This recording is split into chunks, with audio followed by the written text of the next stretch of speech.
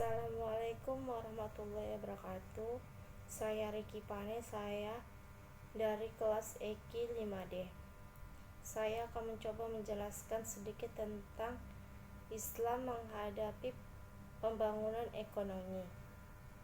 Islam melihat pembangunan ekonomi sebagai pertumbuhan kematangan manusia di mana kemajuan materi harus menunjang kematangan spiritual.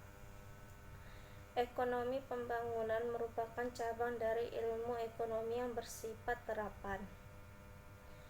Cabang ilmu ekonomi lahir setelah terjadinya Perang Dunia Kedua atau 2 abad setelah lahirnya ilmu ekonomi pada tahun 1776 Masehi.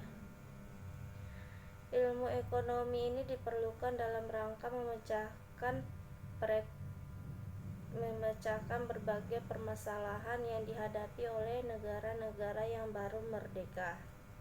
Sementara itu, istilah pembangunan ekonomi biasanya dikaitkan dengan pembangunan ekonomi di negara-negara berkembang.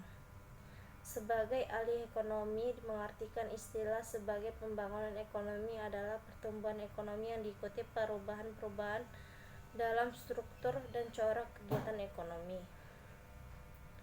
Ekonomi Islam pada dasarnya memandang bahwa pertumbuhan ekonomi adalah bagian dari pembangunan ekonomi.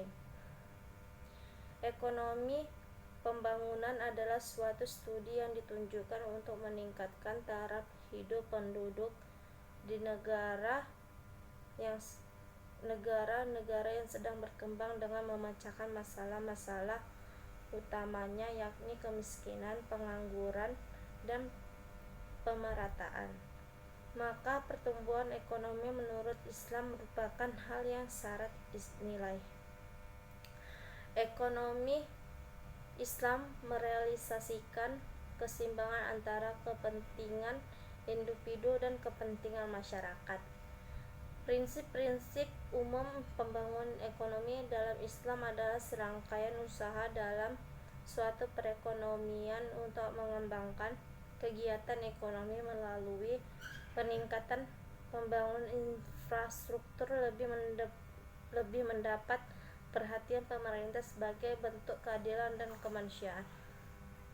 Menurut Fahimkan, formulasi konsep Islam tentang strategi pembangunan ekonomi bertumpu pada strategi perluasan aktivitas wirausaha produktif, bukan bertumpu pada strategi perluasan lapangan kerja sektor formal dalam mengatasi surplus tenaga kerja dalam proses pembangunan ekonomi. Strategi ini dipandang sesuai dengan sistem ekonomi berbasis kemitraan berbagai keuntungan dan rugi. Strategi berbeda dengan strategi ekonomi konvensional berbasis bunga yang menekankan akumulasi modal untuk mengembangkan industri guna menyerapkan lebih banyak tenaga kerja, tetapi konsep Fahimkan masih lebih kental dengan formalisme aturan hukum Islam daripada memperluas secara substansial. Demikianlah yang bisa saya sampaikan. Mohon maaf apabila ada kekurangan atau pengucapan yang salah.